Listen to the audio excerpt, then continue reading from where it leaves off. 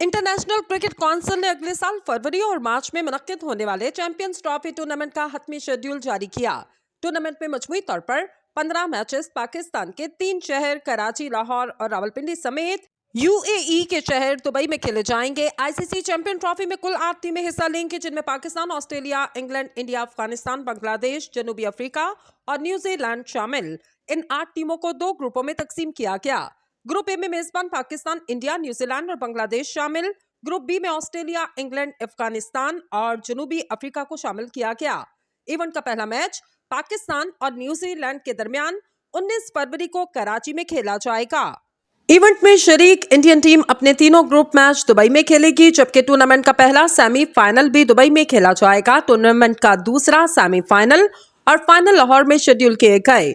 अगर Indian team champions trophy के final में पहुंचती तो इस सूरत में फाइनल मैच भी दुबई में ही खेला जाएगा। पाकिस्तान और इंडिया के दरमियान हाई वोल्टेज मैच 23 फरवरी को दुबई में खेला जाएगा। पाकिस्तानी टीम ग्रुप में अपना तीसरा मैच 27 फरवरी को बांग्लादेश के खिलाफ रावलपिंडी में खेलेगी।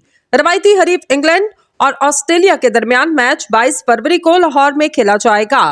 ख्याल रहे, Pakistani team ICC champion trophy में अपने टाइटल का दिफा करेगी।